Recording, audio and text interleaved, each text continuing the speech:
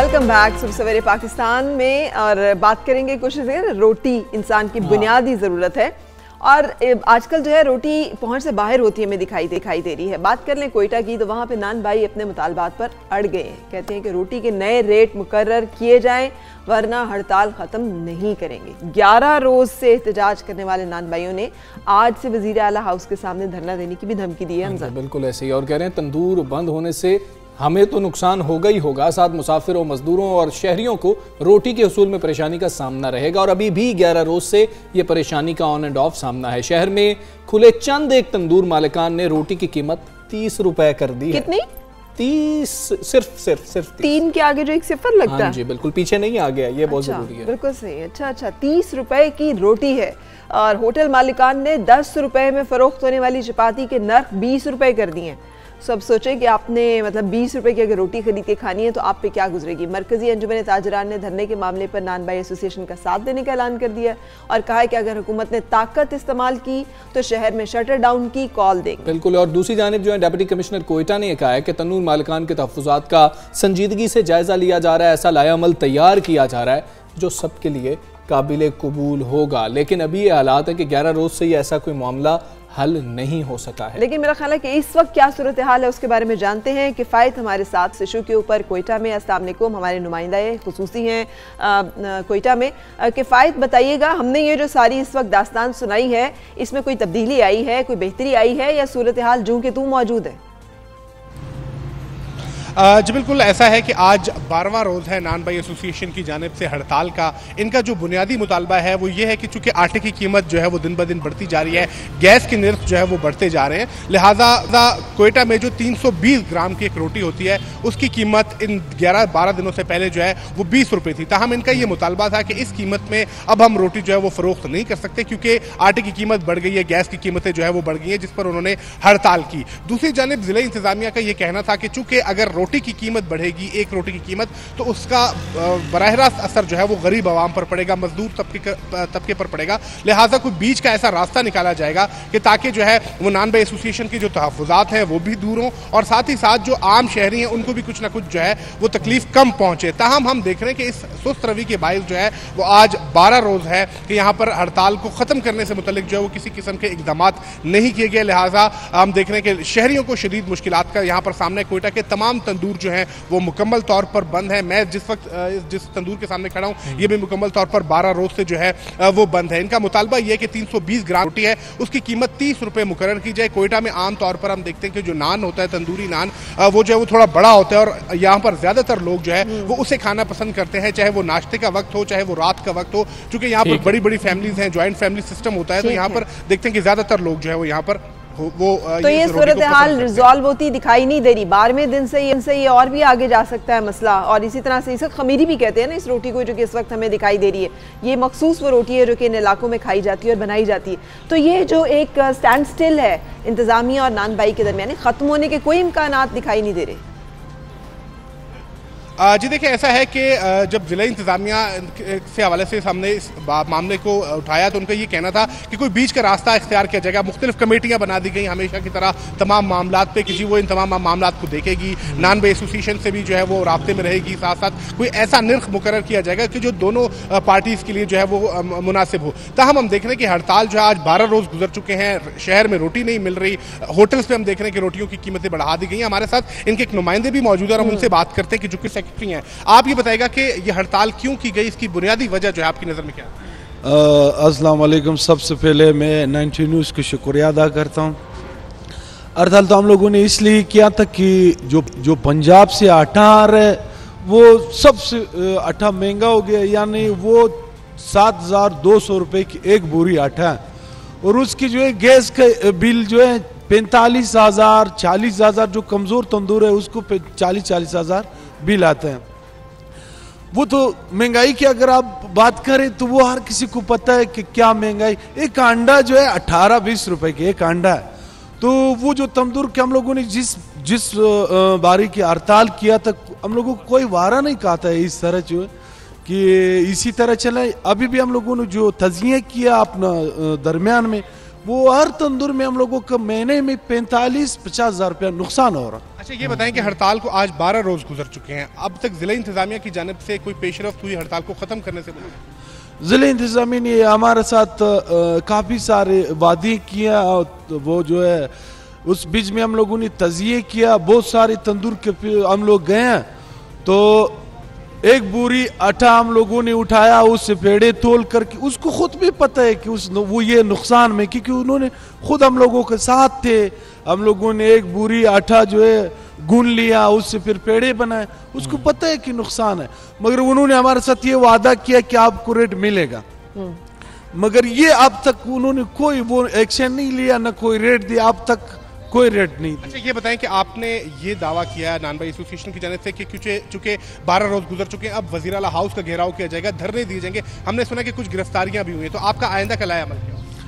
असल बात ये, गिरफ्तारियां जो हुई थी, सबसे पहले हमारे जो चेयरमैन है सदर नईम खिलजी साहब, उसको गिरफ्तारी की है, मगर उसका ये मतलब नहीं है कि हम लोग इस तरह कि इस मुल्क की हम इस तरह लोग हैं कि हम लोग गिराव करेंगे, पत्थरे मारेंगे, नहीं, हम लोग भी इस मुल्क का बच्चे हैं, ये भी हमारे मुल्क है, इसकी जो तकलीफ पहुंचता है वो हमारे खुद तकलीफ है, और एक किस्म हम लोग भी आवाम है, हमारे भी बाल बच्चे हैं। वैसे हमारे सदर ने जो ये बात किया था कि हम जाएंगे वज़ीर आला हाउस के सामने बैठेंगे, धरना देंगे, तो वो बात अब तक, जब कल हम लोगों ने उसको जो है कैंसिल कर दिया। अगर आज हमें ये नहीं मिला रेट, तो ये हम लोग ये धरना देंगे, बैठेंगे वहाँ, हम धरना देंगे। बहुत शुक्रिया जी जी, बहुत शुक्रिया, बहुत शुक्रिया, आप बात करवा रहे थे। वाज़े हुई है, नान भाई एसोसिएशन के जो एक नुमाइंदे थे वो भी वहाँ पे मौजूद थे, उन्होंने भी इस हवाले से हमसे बातचीत की।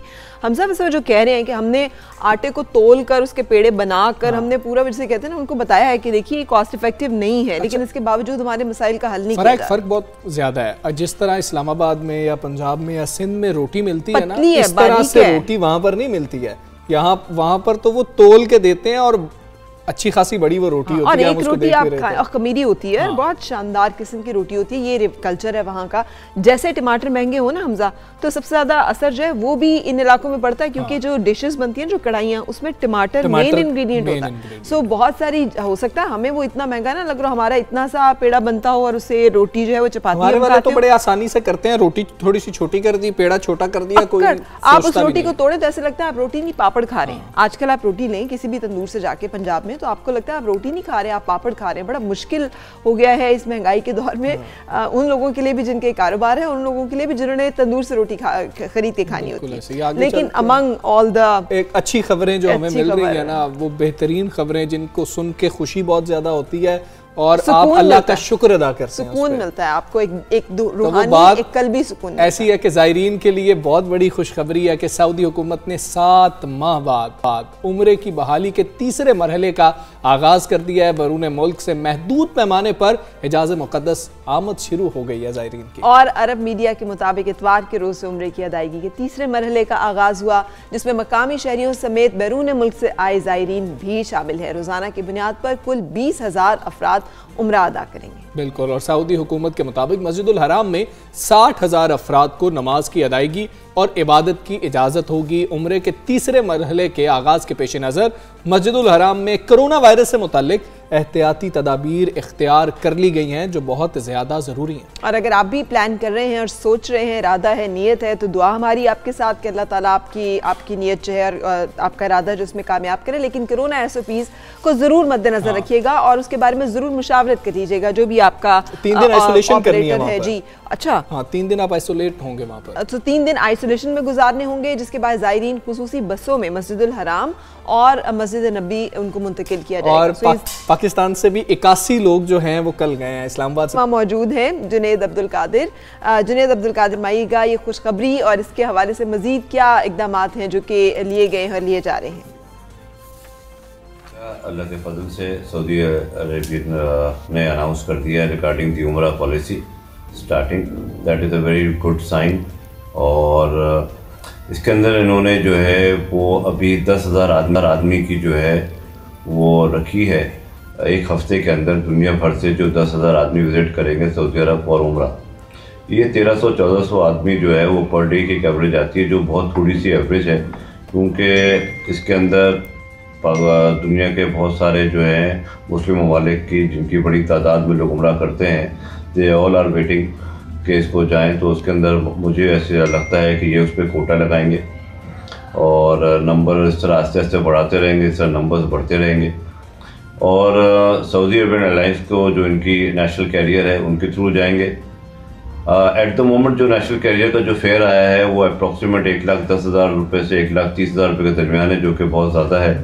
That would be that is quite expensive. इसके अंदर अभी काफ़ी क्लेरिफिकेशंस बाकी हैं कि इन बाकी दिनों में जब हम वहाँ पर होंगे तो क्या हम नमाजें सारी पढ़ सकेंगे या उसकी कुछ लिमिटेशंस होंगी, तवाफ डेली बेसिस पे कर सकेंगे या कुछ लिमिटेशंस इस 10 दिन के ट्रिप पे सिर्फ एक ही उम्रा कर सकते हैं या मल्टीपल उम्रा कर सकते हैं। एट द मोमेंट ये सारी चीज़ों जी ठीक है। ट्रैवल एक्सपर्ट हैं जुनैद साहब, इनसे ये भी जान लेते हैं कि कोरोना टेस्ट और करंतना के हवाले से ज़रा हमें बता दें, हमारे व्यूअर्स को भी बता दें, ज़ायरीन को किन किन बातों का ख्याल ज़रूरी रखना होगा।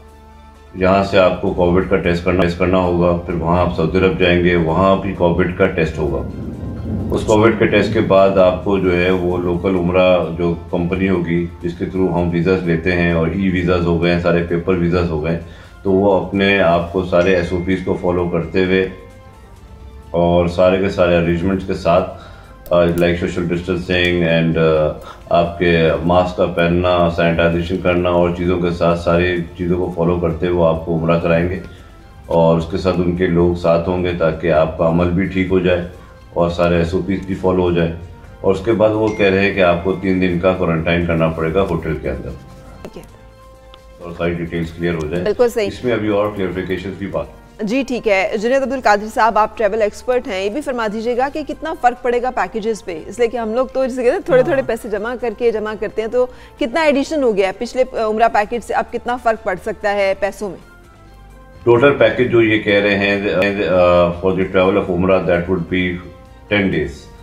3 दिन क्वारंटाइन के होंगे, 4 दिन गालिबन मक्के मौज़मा के हैं और 3 दिन मदीना मुनव्वरा के हैं।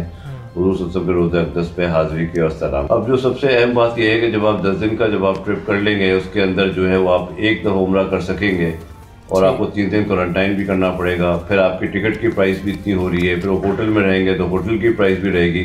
तो ये यकीनन जो है ना उम्रा के जो है प्राइसेस विल गो अप और ये जो है ना उम्रा के जो पैसेंजर्स हैं उनके ऊपर काफ़ी जो है ना वो एक्स्ट्रा बर्डन्स भी कोविड की बिना पे पड़ेगा। तो आने जाने के टेस्ट भी हैं, जाने से पहले भी टेस्ट है, वहाँ पर भी टेस्ट है, फिर वापस आएंगे तो पाकिस्तान की पॉलिसी है कि एयरपोर्ट पे जो है टेस्ट होगा। तो हर उम्रा ज़ायरीन को बज़ाहिर तो 3 टेस्ट कराने पड़ेंगे। ठीक है। जुनैद अब्दुल कादिर साहब हमारे साथ मौजूद थे। प्राइसेस बढ़ जाएंगी लेकिन अल्लाह का शुक्र है कि इस वक्त इजाज़त मिल गई, अल्लाह ने कह दिया कि आप इधर आएँ और अब पाकिस्तानी भी वहाँ पर जा रहे हैं। अच्छा, जब ये सारी बातें होनी थी ना तो मुझे वो दिन याद आ रहे थे जबकि हम हरम में पाक जाते थे और हम खाना काबा को छू सकते थे, उसकी दीवार से लिपट सकते थे, हम मकाम इब्राहिम और मकाम मुल्तज़म पे वो लिपट के रो के दुआएं कर सकते थे, हम अपने दिल का हाल जो है वो खोल के अपने रब के सामने बयान कर पाते थे। अब वो कैफियत तो नहीं है, लेकिन इसके बावजूद लोगों को अपने सामने काबतुल्लाह को देखने की जो एक ज़ियारत की जो एक सादत नसीब होगी वो यकीनी तौर पर खुश नसीबों के हिस्से में आएगी। मगर हमारे वो बैरून मुल्क जाने वाले लोग जो दुबई गए थे उन्हें भी वापस भेज दिया गया था क्योंकि उन्होंने अगर कोरोना टेस्ट करवाए भी थे तो वो उन इदारों से नहीं थे जो कि सर्टिफाइड थे। सो ये बहुत ज़रूरी है कि आप इसके बारे में आजकल अगर ट्रैवल प्लान कर रहे हैं तो बहुत से सवाल करें अपने ट्रैवल एडवाइज़र से या ट्रैवल एजेंट से, उससे पूछें कि वो इन तमाम चीज़ों के बारे में आपको गाइड करें, उसके बाद ही आप किसी तरफ निकलने का ऐसी लैब से ना कराएं जो रजिस्टर्ड नहीं है। आप ये कहें कि जी कि सस्ता टेस्ट हो रहा है हम इसलिए करवा लें, फिर आपका टिकट भी ज़ाया हो सकता है। क्योंकि दुबई के बहुत सारे मुसाफिरों को वहाँ पे बड़ी हजीमत का मुश्किल का सामना करना पड़ा, उन्हें वापस भेज दिया गया। अच्छा जी, कुछ सेहतमंद एक्टिविटीज़ की बात करेंगे और साइकिल चलाइए, सेहतमंद ज़िंदगी गुजारिए। साइकिल ना सिर्फ माहौल दोस्त सवारी है बल्कि साइकिलिंग जिस्मानी वर्जिश की बेहतरीन किस्म है जो हर उम्र के अफराद के लिए बहुत अच्छी है। आपको साइकिल चलानी आती है? साइकिल ही चलाते हैं हम, तो छोटे होते से साइकिल चलाना शुरू करते हैं। अब साइकिल चलानी आती, अब बहुत महंगी हो गई है। फरा अच्छा है आपको नहीं चलानी आती है, इतनी महंगी साइकिल्स हो गई, ऐसे लग रहा होता है कि आप मोटर बाइक लेने के लिए जा रहे हैं। मुझे पता नहीं क्यों साइकिल चलाते हुए ना वो घुटने छलने का जो एक डर रहता है ना, मैं सारी जिंदगी उस फोबिया पे नहीं वो ओवरकम कर सकी। मुझे 2 डर लगते हैं हमजा। एक तो ये कि खुदा ना खास्ता आप गिरेंगे तो आपके मुंह पे चोट लगेगी और दांत जो है वो टूट जाएंगे, अजीब अजीब खौफ, या घुटने चल जाएंगे। लेकिन अपने खौफ को आपने मेरी तरह तारी नहीं होने देना अपने ऊपर, इसलिए कि ये बहुत हेल्दी एक्टिविटी है, बहुत हेल्दी एक्टिविटी। और इसी मकसद को सामने रखते हुए फरा शहर इक़्तिदार में साइकिल रैली का भी इनेकाद किया गया है, जिसमें बड़ी तादाद में शहरियों ने शिरकत की है। वफाकी वजीर बैनुल सूबाई राब्ता फहमीदा मिर्जा ने रैली का इफ्तिताह किया। शहर इक़्तिदार से ना पहचाना ही नहीं जाता कि इस्लामाबाद की बात हो रही है, लेकिन हाँ शहर इक़्तिदार जो है इस्लामाबाद में इस रैली का जो है इफ्तिताह किया गया है। और इस मौके पे फहमीदा मिर्जा साहिबा ने कहा कि बहुत अच्छा कदम है, इस हवाले से हमने कुछ बातचीत भी करनी है और जानना भी है। मरियम मलिक हमारे साथ मौजूद है। जी मरियम, बताइएगा। एक जमाना था जब ज़राए आमदोरफ्त के लिए साइकिल का रिवाज आम था। ऐसी सवारी जो माहौल दोस्त भी और सेहत के लिए मुफीद भी। फिर जिद्दत आई, गाड़ियाँ मोटरसाइकिल आए और साइकिल का पहिया रुक गया। लेकिन एक बार फिर इस्लामाबाद में एक साथ कई साइकिलें चल पड़ी। गैर सरकारी तंजीम ने 7th एवेन्यू मेट्रो स्टेशन से दी चौक तक साइकिल रैली का इनेकाद किया। वफाकी वजीर बैनुल सूबाई राब्ता अमूर डॉक्टर फहमीदा मिर्जा ने फीता काटा और साइकिलें रवा दवा हो गयी। इस चीज को इंश्योर करना पड़ेगा कि साइकिल का एक पूरी लेन बने और जिसमें सेफली हमारे बच्चे हैं कि वो साइकिलों पे ज़्यादा से ज़्यादा सवार करें। बच्चों और बड़ों सभी ने साइकिल चलाई। शहरियों ने कोरोना के दौरान सेहतमंदाना सरगर्मी को सराहा। समझा जाता है कि साइकिलिंग गरीब बंदे की मोड ऑफ ट्रांसपोर्टेशन है, but this is a very good way of health के लिए, एक्सरसाइज के लिए बहुत अच्छा है ये। और ये कि फैमिलीज़ को इसके अंदर टारगेट किया जा सकता है कि वो इसके अंदर और मज़ीद इसके अंदर पार्टिसिपेट करें। बहुत हेल्दी एक्टिविटी है और मैंने इसलिए पार्टिसिपेट किया कि एनवायरनमेंट फ्रेंडली बहुत है ये चीज़। एक तो जो हमारे क्लाइमेट चेंजेस आ रहे हैं, जो टेम्परेचर इंक्रीज कर रहे हैं, उसके लिए बहुत अच्छी चीज़ है। रैली के मुंतज़मीन का कहना था कि साइकिल के सफर को फरोग देकर माहौल को आलूदगी से बचाया जा सकता है। महंगाई के दौर में सस्ती सवारी जरूरी है। साइकिल चलाने के लिए बाकायदा ट्रैक्स बनाए जाएं। लोगों को एक अपॉर्चुनिटी चाहिए घर से बाहर निकल के अपनी सिटी को एक्सप्लोर करने के लिए, और ये साइकिलिंग एक्टिविटी जो कि अट्रैक्ट करेगी फैमिलीज को। हर महीने के पहले हफ्ते साइकिल रैली का इनेकाद किया जाएगा। मुंतज़मीन ने शहरियों से अपील की है कि वो आएं और रैली का हिस्सा बने। गाड़ियों का धुआं माहौल का दुश्मन है। साइकिल चलाएं, माहौल को बचाएं और तंदुरुस्ती पाएं। यही है इस साइकिल का पैगाम पूरी कौम के नाम। कैमरामैन अनीस ख्वाजा के साथ मरियम मलिक, 92 न्यूज़ इस्लामाबाद। जी बिल्कुल, इसी पर बात कर लेते हैं। साइकिलिंग रैली के जो ऑर्गेनाइजर हैं नवीद इफ्तिखार साहब हमारे साथ मौजूद हैं। नवीद साहब अस्सलाम वालेकुम, गुड मॉर्निंग। बताइएगा कि क्या मकसद है इस साइकिलिंग रैली का और जो रिस्पॉन्स आया है इस्लामाबाद वालों की जानिब से, कैसा रिस्पॉन्स है, लोगों ने कितनी बड़ी तादाद में शिरकत की है?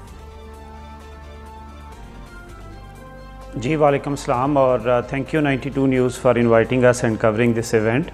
तो मैं आपको ये बताना चाहता हूँ, सिर्फ इसके दो अहम मकासद हैं। सबसे पहली बात यह है कि जब भी ट्रांसपोर्टेशन की बात होती है हमारे शहरों में, तो हम समझते हैं ट्रांसपोर्टेशन का मतलब कार सेंट्रिक इंफ्रास्ट्रक्चर है। हम रोड्स वाइडन करते हैं, ब्रिजेस बनाते हैं और ट्रैफिक और ज़्यादा बढ़ जाती है। असल में जो इस बात की कमी है वो ये है कि हम जो है वॉकिंग और साइकिलिंग को जो है वो ट्रांसपोर्टेशन का हिस्सा नहीं समझते, और वो ना समझने की वजह से हमारे शहरों के मसाइल दिन ब दिन बढ़ते जा रहे हैं। हमारी एयर क्वालिटी ख़राब हो रही है, हमारी ट्रैफिक कंजेस्शन जो है वो मज़ीद अबतर होती जा रही है। तो हमारा मकसद ये था कि हम साइकिलिंग को एज आ मोबिलिटी ऑप्शन जो है वो लोगों को बताएं, अवेयरनेस दें। और लोगों से ज़्यादा जो अवेयरनेस है वो हुकूमतों को चाहिए कि गवर्नमेंट जो हैं वो हमारी वो इस बात की तरफ नहीं आती कि लोगों को जो है वॉकिंग और साइकिलिंग के जो है वो मौके फ़राहम करें। दूसरी जो बात अहम है वो ये है कि शहर जो हैं उनके अंदर हमें फैमिलीज़ को रिक्रिएशन और अपनी क्वालिटी ऑफ लाइफ को बेहतर करने का मौका देना चाहिए। तो मैं आपको ये बताना चाहता हूँ कि ये साइकिलिंग ऐसी हेल्दी एक्टिविटी है वीकेंड्स पे, चूँकि वीकेंड्स पे लोगों को जो है स्वाय बाहर निकल के खाने के अलावा और पब्लिक प्लेसेस है ऐसी होती नहीं है जिसमें लोग फैमिली के साथ इकट्ठे जा सकें। तो कल जो लोगों का हमने रिस्पांस देखा कि लोग अपनी फैमिलीज़ के साथ बाहर निकले, बच्चों के साथ बाहर निकले, छोटे छोटे बच्चे लेके आए।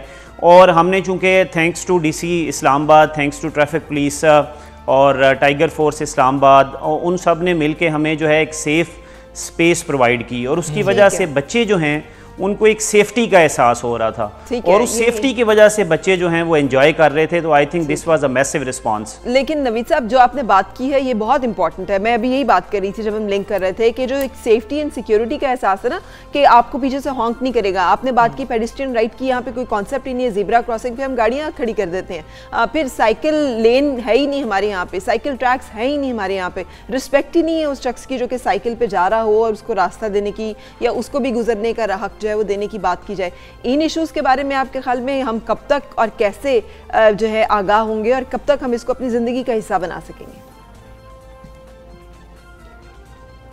जी थैंक यू। आई थिंक ये जो चैलेंज आपने बताया है ये दुनिया के हर शहर के अंदर ये चैलेंज मौजूद रहा है, और इस चैलेंज को ओवरकम करने के लिए जो हुकूमतें होती हैं वो इन्वेस्ट करती हैं। लोगों की अवेयरनेस एक तरफ है, जैसे मैं अक्सर ये बात कहता हूँ कि अगर आप ये देखें कि हमारी हुकूमत किसी भी शहर में कितने पैसे जो अवाम के पैसे हैं टैक्सेस के वो गाड़ियों के लिए खर्च कर रही है, यानी रोड्स बड़े कर रही है, रोड्स के ऊपर पुल बना रही है, और कितने पैसे गवर्नमेंट जो है वो पेडेस्ट्रियन पैथ्स और साइकिलिंग पाथ्स के ऊपर लगा रही है। अगर आप ये कंपैरिजन करें तो सबसे पहली बात जो है वो ये है कि हमारी गवर्नमेंट को हमें ये डेमोक्रेटिक जो है यूज़ ऑफ स्पेसेस इंश्योर करना होगा। I call it democratic use of space, कि जहाँ पे पैदल चलने वाले का भी हक हो, जहाँ पे डिफरेंटली एबल्ड बंदे का भी हक हो, बूढ़े लोगों का, बच्चों का, सिर्फ कार के लिए शहर ना बनाए जाएं।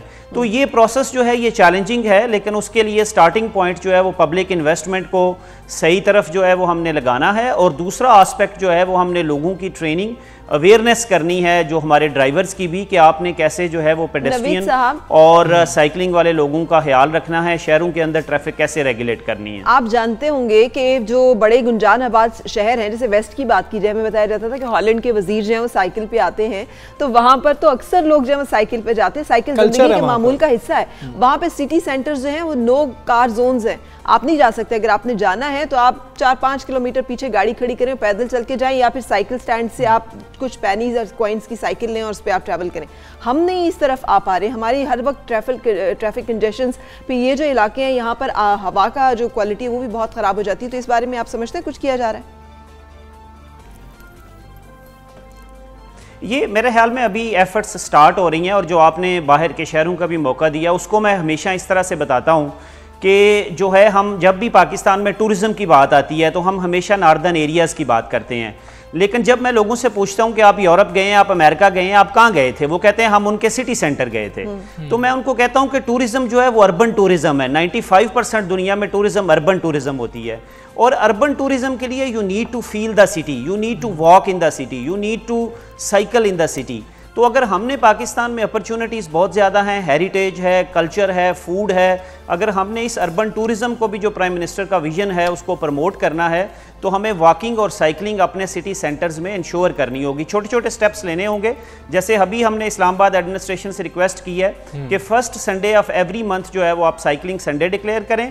1 सेकंड जो है वो आप आहिस्ता आहिस्ता कुछ साइकिलिंग लेन्स डेडिकेट करें। तो अगर हम इस्लामाबाद से ये छोटे छोटे स्टेप्स लेने तो बाकी शहर भी सब करेंगे। बहुत शुक्रिया आपका, बहुत अच्छा स्टेप है, और ये लोग जिस तरीके से इंटरेस्ट ले रहे हैं ये बढ़ते चले जाएंगे। मुझे तो बहुत अच्छा लगा, इसलिए कि जब आप बाहर जाते हैं तो यही फर्क है जो कि वहाँ और यहाँ पर आप देखते हैं। अब एक ब्रेक की तरफ चलते हैं।